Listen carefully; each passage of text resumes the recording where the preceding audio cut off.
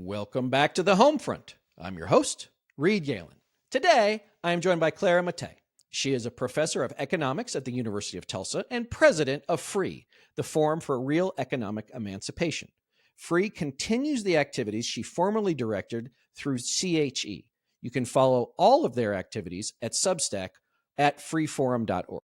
Clara was previously associate professor of the New School for Social Research in the economics department and has been a fellow of the Institute for Advanced Studies at Princeton. Her research contributes to the history of capitalism, exploring the critical relation between economic ideas and technocratic policymaking. She recently published her first book, I should say a couple of years ago now, The Capital Order: How Economists Invented Austerity and Paved the Way to Fascism, from the University of Chicago Press, available where all fine books are. The book was praised in the Financial Times as one of the 10 best for 2022 and has now been translated into 10 languages. She also won the 2023 Herbert Adams Baxter Prize of the American Historical Association for her book. Clara, welcome. Thank you for having me with you. So you're Italian. Where in Italy are you from? My family is originally from Turin. I've been all over. I didn't really have one specific place. I did my PhD in Pisa, but I definitely am very attached to Torino because of its history of radical struggle with the factory council movement. Antonio Gramsci, I just had a child and I named him Antonio in honor of Gramsci, who's an intellectual and a thinker and a comrade who's been very important in my own intellectual and political development. Well, and I want to get to that, but before we get into anything else between FREE and everything else, you're a professor at the University of Tulsa. Tell me how you came to go to Tulsa, because Turin to Tulsa, no direct flights.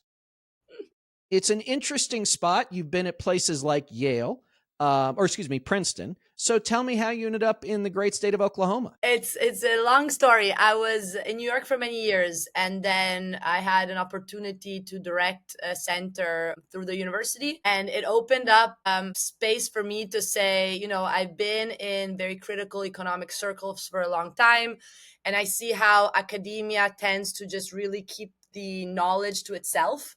And even in these more progressive or radical circles in economics, I felt the contradiction, actually, even more so than for other, in a way, methods, because I saw how a lot of the things we were discussing were not really reaching anyone apart from ourselves. And we were keeping this privilege, which was not only economic, but also intellectual.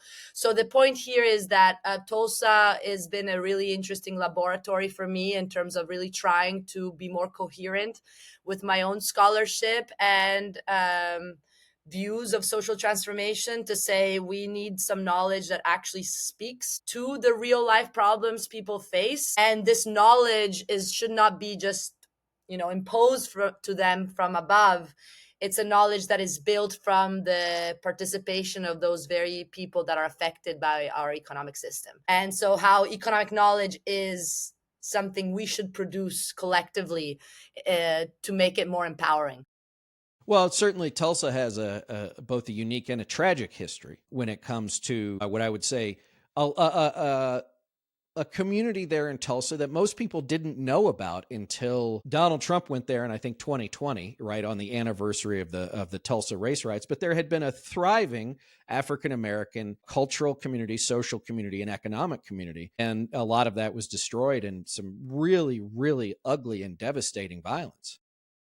Yes. What's interesting about Tulsa, I think, is that it's really like a microcosm of all of the real issues capitalism faces today, both in terms of the connection between the class oppression and the racial oppression. And we know that actually so-called Black Wall Street was not Wall Street at all. It was actually a form of much more communal and solidarity-based autonomous economic system that the American government itself felt was a threat to, in a way, how we should be building things instead. So there's that. There's also, of course, this is tribal land. So we have a lot of history about, what was the dispossession and all of these tribes actually moving to Oklahoma once they had been kicked out of their original places in which they used to live.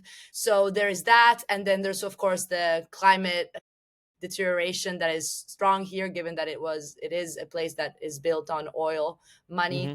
So a lot of different elements. But what's interesting is that there's much more participation that I would have in any way expected. I was used to New York, in which people are too busy to even like stop and think for a minute kind of situation. While here, I find that there's a lot of curiosity and there's a capacity to connect different struggles.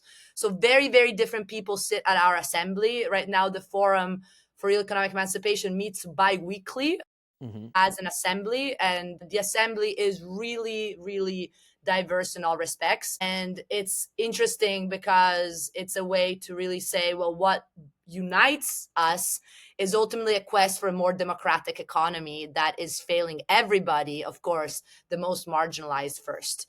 So that's the spirit of the free. Mm-hmm. And it's freeforum.org. Sorry, there's an extra free in Okay. case you don't want to see it. But that's the attempt, is to say, how can we be connecting people to some scholars that I trust, being people that have actual knowledge that is empowering. We just had David McNally with us discussing how capitalism and slavery, Atlantic slavery in the United States, were deeply connected, and how actually Atlantic slavery was capitalist itself, not only in the dynamics for like a quest of greater profit and a lot of investment in technology from the part of the slaveholders to be able to keep up with the slave trade and the plantation and cotton industries, but also the fact that slaves had much more agency in terms of being able to rebel against exploitation from their masters than we usually think. So this connection about how ultimately looking at the history, a history that is pretty entrenched also here in Oklahoma, in the lens of how can we learn from slavery to understand what are still traps that today we live on under capitalism, and how did these traps evolve to keep us still stuck in economic conditions that have us all suffer. And of course, right now, I think more than ever, there is a capacity to connect the dots. Here in Tulsa, there's an active group that is, of course, trying to organize to stop the economic support of the genocide in action in Gaza, and how there's a big group of people who are saying Oklahoma is where these bombs are being made, and why are people forced to work for the killing of innocent people if this is ultimately the only opportunity they have as wage workers. And there's a deep problem here, because we should not be personally involved in violence against starving children in Gaza because it's our only option as workers. And this is a conversation I think that here in Tulsa really resonates, because of the sense that the economic opportunities are so small Mm-hmm. and there's such little space for us to actually feel that our humanity can be developed in the activities we do every day. So let's talk about the idea of economic emancipation. As I noted before we started recording, I listened to a number of the podcasts. You did a terrific one with Jon Stewart, and you've done a number of these conversations. So how do we get to economic emancipation, and can that occur without political emancipation? Are they definitely tied to one another? Are they, can one exist, or is it a handshake? You've got to have both to make it work. Definitely, you got to have both to make it work. But the reason being that there's no economic without the political, that this very separation is very ideologically flawed, in the sense that it makes us think that we can understand political issues without looking at the economic dimension of these problems, and that we can understand the economy as somehow this object of analysis that is pure and separable from power relations and relations of domination. And this is, I think, the whole point, is that the first way in which we can emancipate ourselves is through conceptual insights that can help us see more clearly what we already know as people living in this economy. So as people living in this economy, we can feel that there's things that are deeply wrong, that are deeply unethical, and that ultimately my success depends on the oppression and the suffering of so many others. And this putting each other against each other, workers hating those who are even more precarious than themselves, capitalists trying to buy out and concentrate ever more resources and power. These are dynamics that are inbuilt in our capitalist economy. So what is important, I believe, is to be able to say we as individuals are not the problem.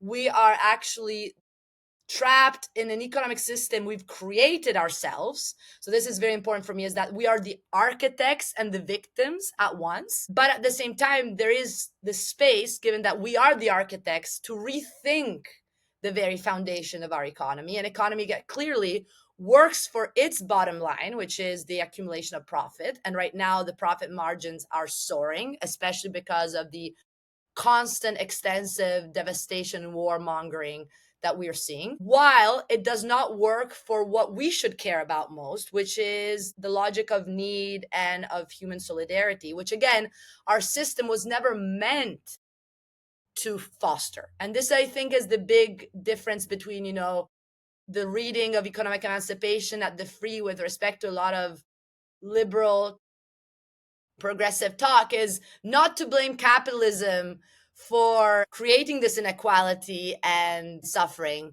but understanding that capitalism was never meant to do this in the first place. You see, it's very different. The point is, we can't idealize capitalism to think that it's an economic system that serves our needs. It's actually the other way around.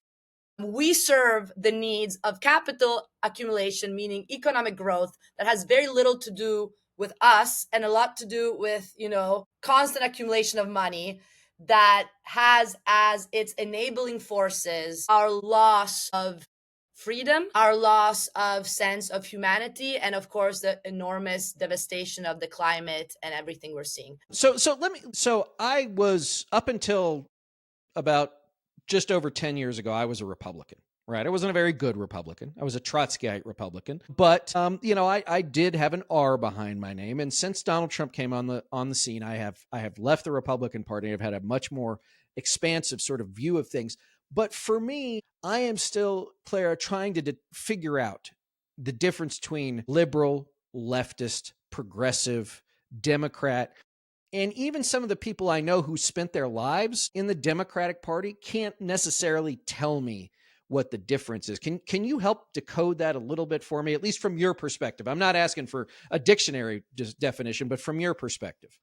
Thank you. Yes, that's very interesting. So let's see how we want to start. I would say that I would go with the main insight of someone like Marx, who told us that ultimately there are the majority of knowledge that is being produced and diffused out there that then informs, what politicians think, what people think in the street, are derived from perspective that are ultimately, in quotes, bourgeois, which means that they don't really problematize the economic system as such because they've been used to taking it for granted. Now, this is an important point because you can make some distinctions between liberals and progressives, if you like. And, I guess the main one is that a liberal, especially in the continental European tradition, would be someone who would be upholding some intuitions that then have been developed by, the supposed neoliberal term with Reagan and other Clinton and other both Democratic and Republican presidents, in the sense of saying that we should let the market do what it needs to do and it will come out with the best results possible.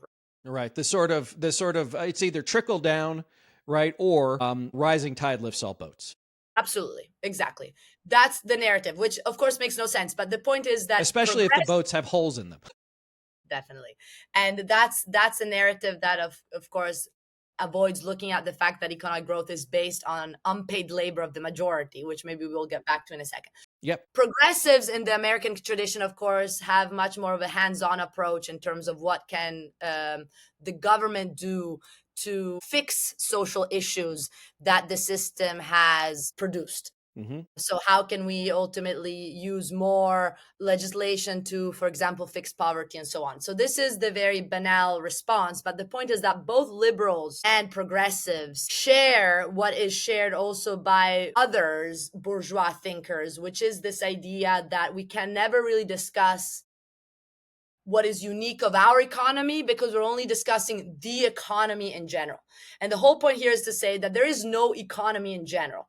What we're talking about here is in a capitalist economy that, by the way, is based on constant state intervention. And I guess this is the main insight that emerges also from my book, The Capital Order, is to say that there's nothing spontaneous about markets, about economic growth, about how we understand the relations between employers and employees.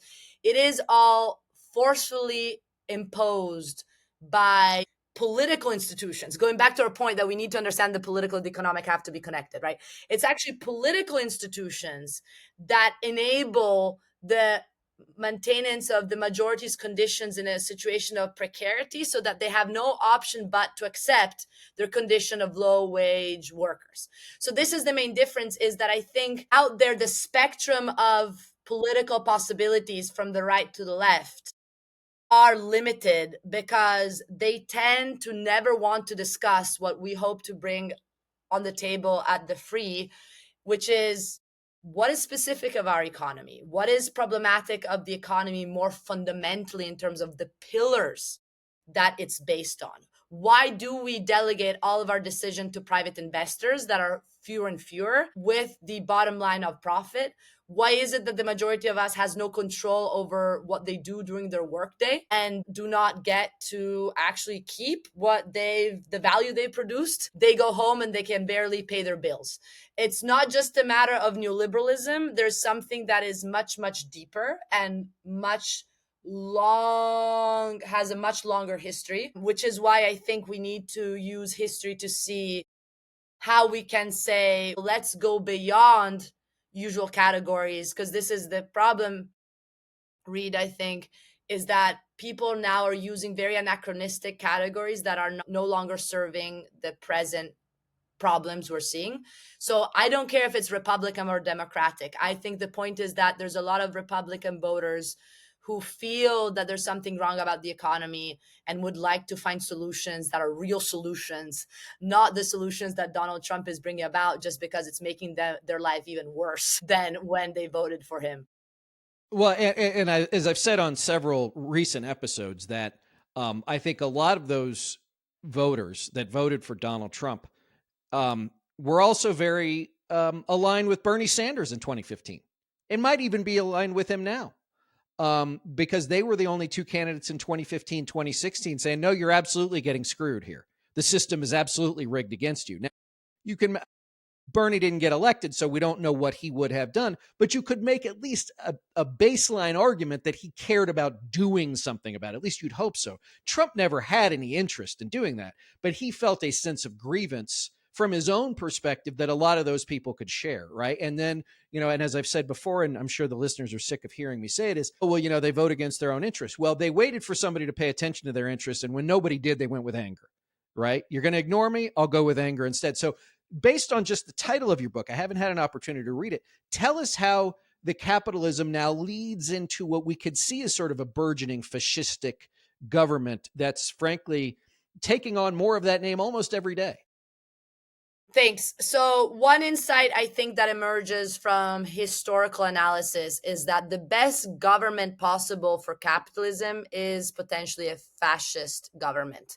And this is something that you recognize if you look at the very origins of fascism, which proudly as Italians, we have the primate for.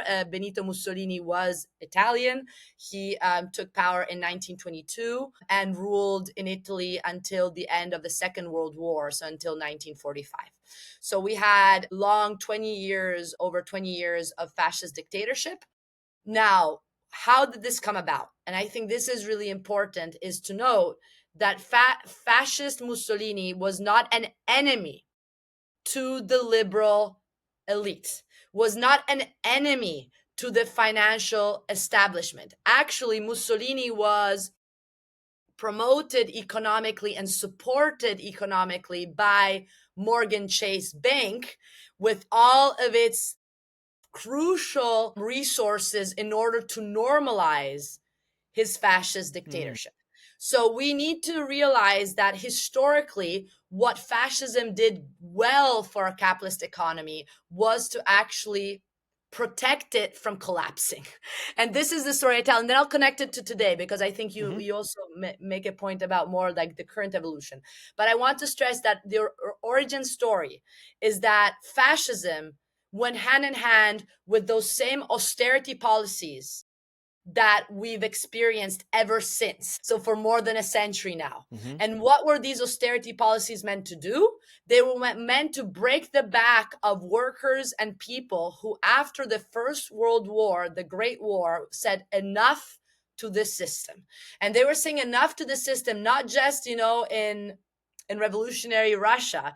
They were saying enough to the system in the heart of capitalism as we knew it until that moment, which was Great Britain and Italy, for example, the two countries I focus on in my book. And what you find out was that the people, peasants, workers were saying, you elite, you won the war thanks to us. And now, after our suffering and dying in the trenches and dying of work in the factories to maintain the production fast enough to win the war, now we want a different system, because we realized with the war that exploitation was imposed by governments. There was nothing natural about our condition. You guys imposed it in order to build more quicker and more resources to get out of this mess. So this is the first lesson, is that actually 1919, 1920 were years of incredible political imagination, of, I would say, read political emancipation, Yeah. that was primarily economic emancipation, because they were saying, again, we want to take charge of production and distribution. We want to produce for need rather than profit. We do not want to see humanity kill itself through wars, but wars are ingrained in capitalism, because that's actually how the system grows, is through war as we see it today. So at the time, people were demanding a complete overhaul of the pillars of capitalism. And it's here that Benito Mussolini was the best possible man at the best possible moment. As actually, I wanted to read you, actually, let me just read you this quote, because I think it's important to realize Sure. how real this was in the mind of the elite at the time. It takes me a second because I know where it is. Here it is. Even if this is Montagu Norman, who was the head of the Bank of England Mhm. at the time, and he was writing to Jack Morgan of the House of Morgan, who was supporting Mussolini. He says, Mhm. fascism has surely brought order out of chaos over the last few years. Something of the kind was no doubt needed if the pendulum was not to swing too far in quite the other direction. The Duce, Mussolini, was the right man at a critical moment. So this was written in 1926. I found it in the archive of the Bank of England, an unpublished letter that really shows you where the minds of the elite were at the time. It was not about being worried about Mussolini torturing, beating, killing political opposition. It was about the fact that Mussolini had brought the profit motive to function again in Italy. Finally, international investors could come back to Italy to invest. Finally, workers had stopped unionizing and acting crazy and were accepting lower wages and discipline. And finally, the budget was being balanced because of enormous privatizations that Mussolini was able to put into place. So the austerity measures that we can discuss more in detail were being Mhm. enacted by Mussolini. And this is what made him such a great man in the eyes of the Financial Times, the London Times, the Economist, all the big newspapers that were Right. circulating this image. This is not a new story. This is something we see again with Pinochet. We see again with someone like, oh my goodness, Boris Yeltsin in Russia. We see again in Suharto in Indonesia. Many of these examples of fascistic leaning governments that ultimately help bring the system back into place once people were questioning its foundations. Well, and let me ask a question. I don't want to make this about Hitler, but I want to make it about the environment in which the right in Germany said, you know what, well, we could put this guy in a corner. They always think they can control people, right? They never can, but they somehow always come out on top. But also, it seems that they were able to make the case to enough people, and certainly I think to these industrialists and financiers, is we may be bad, but you don't want those guys. And it could be socialists, it could be communists, or whatever it is. And so, and you even see a little bit of this here in a microcosm of like a Mamdani, which is he offers like free bodegas and no fare on buses, and suddenly you think that like he's waving the red flag of revolution. And then you see, from my perspective anyway, and I know I want to go back to the historical piece, but I want to come here too, is that now what you see is that the establishment wing of the Democratic Party is turning its fire not on Donald Trump, although they say that enough just to get away with it. But now we have entire new think tanks and groups who are training their ire towards the left. Now, not for cultural reasons, I don't think, Clara, but for economic reasons, which is they're all willing to go along with whatever the social mores of an elite might be, so long as they don't have to talk about economics. Yes. And this is really the point. Thank you. This is exactly the point, is that it's incredible to me, and that's why I study it, how well the 1% that is benefiting from this economic system while everyone else is losing. Okay, I just want to make sure people realize the data in the United States. 1 out of 2 full-time American workers do not make enough to meet their basic needs. And this is actually data from MIT. 70%, 77% of American families are financially insecure. 3 people own more than the bottom 150 million people combined. We have a level of poverty right now that is really escalating in this country and of course worldwide, in which now almost 1 billion people are suffering hunger that is imposed mainly by this terrible desertification and of course by the wars. And of course Gaza is just the epitome of this. So this is this type of economy we're talking about. But what's incredible to me is that this type of obvious realization that this economy is fundamentally flawed at its base is constantly hidden in such an intelligent and like in such a successful way.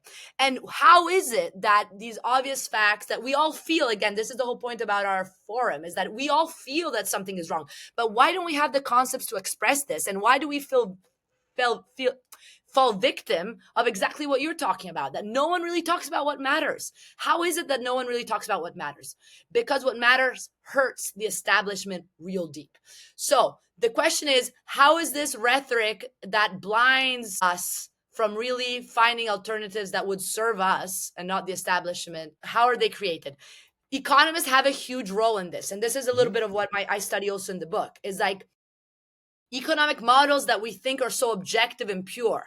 And those are the models, by the way, that go and are used to advise all policymakers, from the Democrats to the Republicans to the parties in other countries. It doesn't matter. Mm-hmm. These models universally kind of show the world in a certain way. And these models are meant to structurally disempower people. I'll give you an example. This is so-called neoclassical economics, okay? It emerges exactly when, in 1919, people were demanding a fall of capitalism. So it's very interesting to see that the moment in which this neoclassical framework, that is the one that is considered the only scientific one in economics, and it's the only one you study if you go to school, even at college level or high school level economics, they came up with this framework to tell you, we are the science. You guys are just crazy, revolutionaries. I don't know what you are, but you're getting it all wrong. We have the science, and we can tell you that the only way this system is going to work is if you put resources in the hands of the select few who are rational and virtuous enough to save and invest, and the rest need to abide to the conditions set by these entrepreneurs and this elite that is fundamentally the only one fit to drive our economy. Mm-hmm. So it's interesting because we see a shift in theory that has had enormous consequences historically, from the so-called labor theory of value that actually told you that the wealth we see around us and the material goods that we produce are the outcome of labor, of workers, that is ultimately unpaid. Why? Because we spend part of our workday paying back for our wage. The rest of the time, we're technically working for free because we are producing extra value that is pocketed by our employer, or anyway by other capitalists, those, the rentier or the financial capitalist, whoever. This idea was substituted, which was very empowering and was actually, energizing the movement, for example, of the councils that Gramsci was leading, in which workers were saying to Agnelli was the head of the Fiat factory, very big during the First World War, and now bought by other Right. big car manufacturers. But the point is that they took over his desk, kind of like what happened in Capitol Hill. They actually took over his desk, and they're like, we can run the factory. We don't need you. Like, we are the ones who are producing the value. We know what is needed, and we can also turn this value in favor of better use than your military equipment. Right. In this moment, these economists come up and say, no, we have the science, and we're telling you that value does not come from labor. It comes from the abstinence of the saver investors. So this idea that actually all of we have to be grateful to those entrepreneurs and intelligent, smart people who are the super rich, that we should Right. just like kind of bow down to. That comes from economic theory telling you that value does not come from workers. It comes from these entrepreneurs who save. Plus, last thing I want to say is that it's not just about where the value comes from. It's also about, how do you understand society? Is it class conflict? Is there actually antagonism in the society and power dynamics? Or is it all like a nice, beautiful, harmonious ballet style possibility for everyone to optimize their conditions? The second one is the one this supposed objective theory tells us that is the case. They completely eliminate any understanding of class oppression or struggle, and they make you think that actually, if we only follows the orders, as you say, all boats will be lifted. Right. That is pure propaganda. There's nothing historical that has shown that the mainstream approach to economics has any reality whatsoever. What it's meant to do is, of course, to keep everyone silent and everyone thinking about what least matters. Then is what gets people who are ultimately then doing worse from workers elected. Right.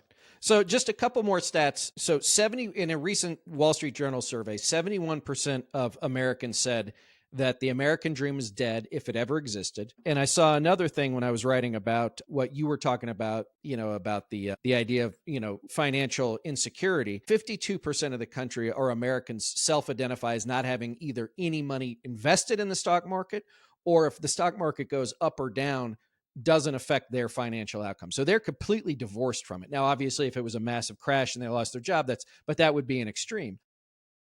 But Clara, here to me it doesn't seem to me to make any sense anymore. To your point, three people have as much wealth as 150 million. I was watching a few months ago, 60 Minutes did an interview with this guy, Palmer Luckey, who made all his money from selling something to Facebook that Facebook lost $1 gajillion on. Now he's created a new company to basically make more money on revolutionizing like drones in warfare and stuff. And they're holding him up as some sort of like pioneer, when the truth is if you go back, like, we got 11 aircraft carriers. We got that. I mean, the United States Air Force, I think, is like the second or third largest consumer of petroleum on the planet, right? Like, not like, oh yeah, it's a country. No, it's our Air Force, right? And so now let me ask you this. Now, because it's since the 70s, since even the Carter administration, I'm going to use the US here because I'm obviously most familiar with it. The labor movements have been shattered, systematically shattered. Yes, there are, public employee unions in democratically controlled states are more difficult to control because they're basically playing with house money, but that presents its own issues. But how do we go from here? Like, where do we go from here? Because to your point, if you think about, at least in the US, the fight between the US and the Soviet Union was not just about, communism.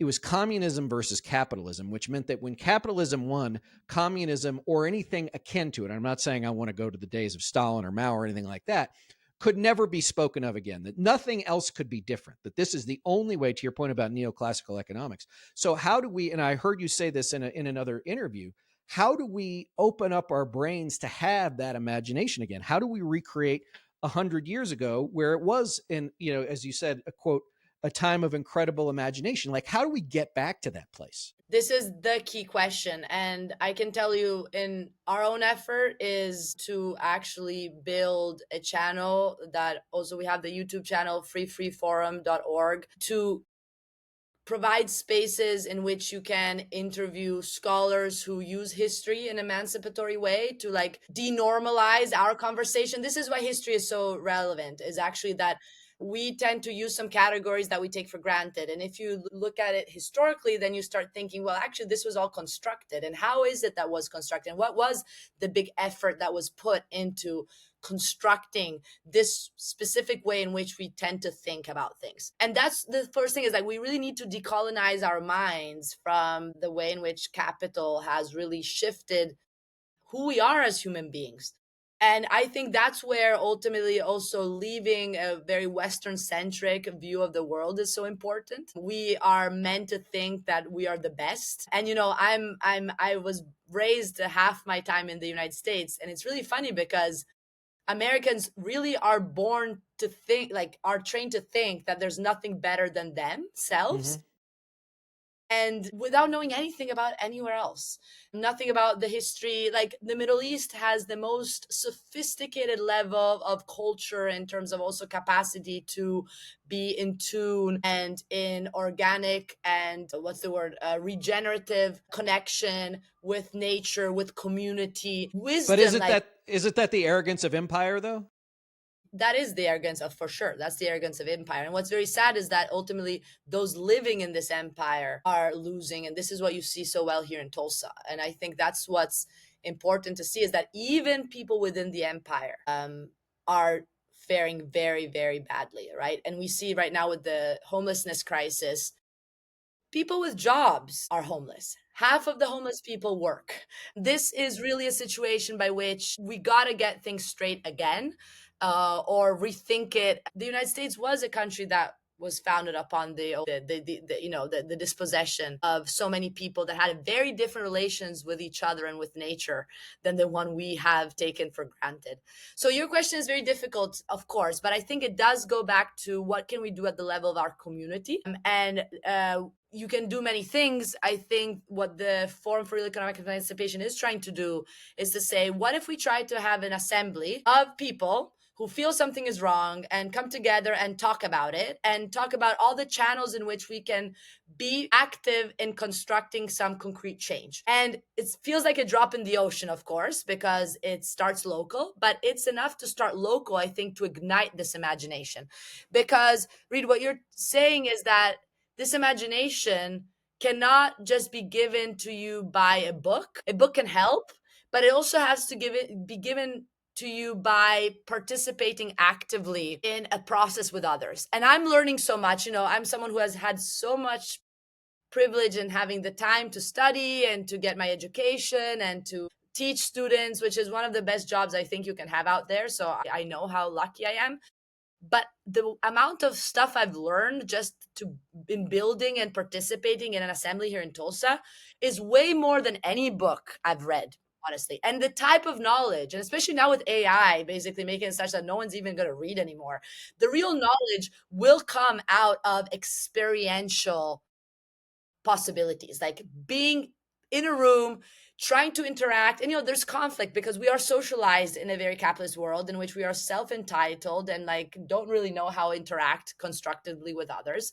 So just by re-socializing in a room and being like, okay, we want to achieve X, Y, and Z, and we think these are very interesting objectives, and our objectives are public events to raise public consciousness, and we're doing one a month of these organized collectively. Again, you can see those on our website or come to Tulsa and join.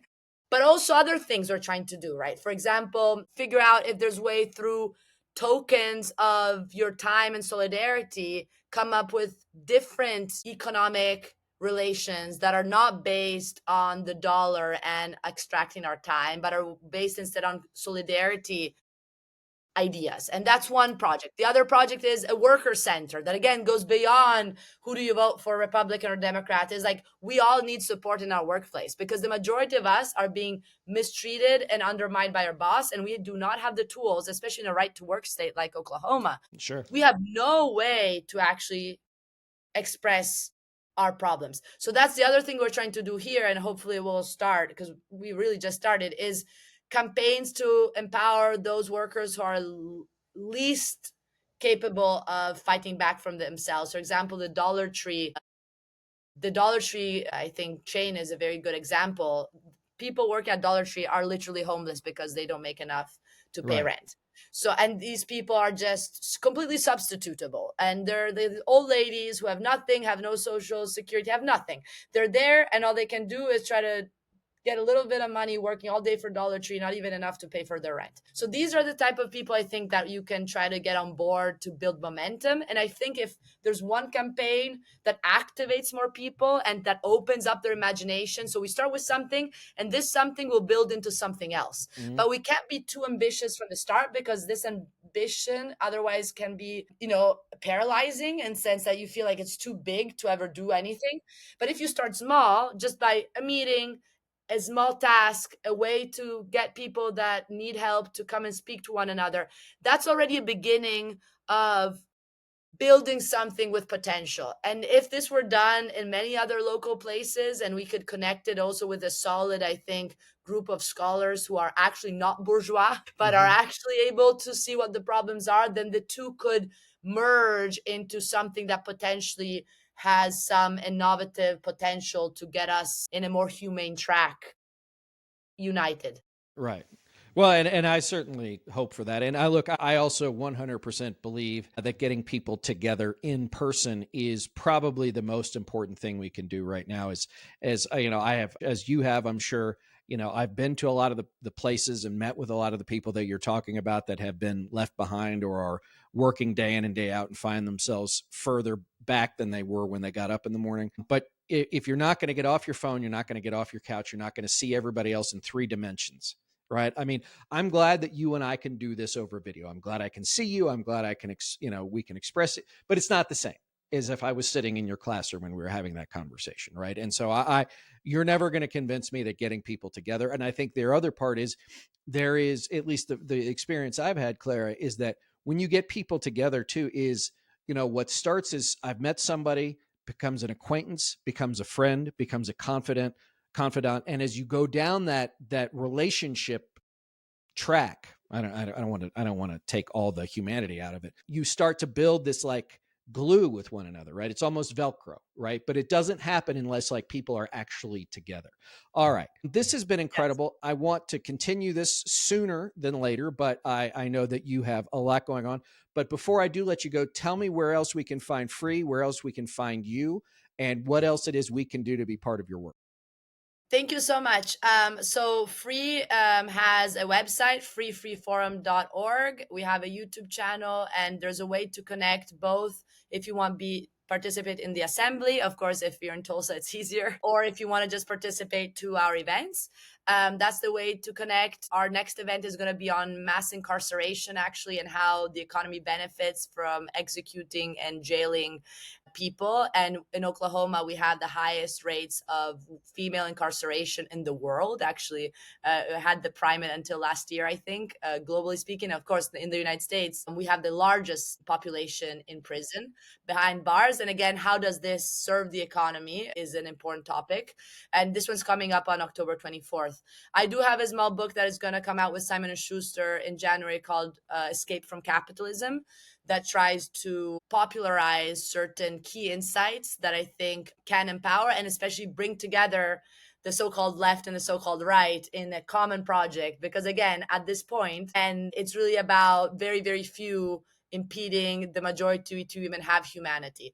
And that's why I think actually right now it's crucial to think about the fact that we are living in a historic moment. I think the way in which even the Italian workers are mobilizing now to block everything from the ports to the airports, showing that, hey, like if people move, they can stop the genocide in action. It can happen, but it can only Mhm. happen if people mobilize. And how much can these governments continue to abide by the logic of capital and not care about what people want is, I think, a historic, it will be a historic let's say result, because Mhm. we will see how far this they can go just pretending that the voices of people who are against what's going on is unheard. So I believe right now as we speak, it's important that we could use this as a way to connect all of our struggles, is that if in fact we stop working, we stop consuming, we boycott,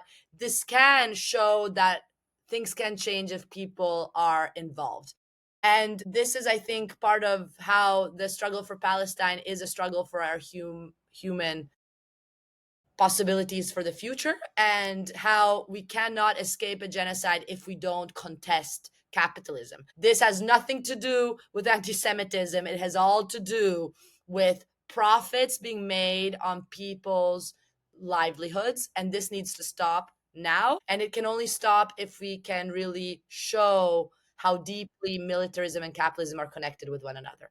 So hopefully this is the project, is let's start local but think global, and help all of the other movements that are on the ground right now, and go against this fear that, oh no, these are scary movements. No, they're not scary movements. These are the movements for humanity and the future. Otherwise our children, I don't know what they will see at this point.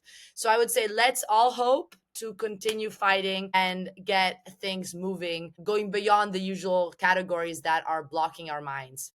Well, amen to that. Thank you, Clara. As always, gang, you can find me on Twitter, TikTok, Blue Sky, says.us, at Reed Galen, on Threads and Instagram at Reed_Galen USA, and over at Substack at the Homefront. I hope you will subscribe. Clara Mattei, thanks for joining me. I hope you'll come back when your book comes out. Thank you. I appreciate it. Certainly. And everybody else, we'll see you next time. Thank you.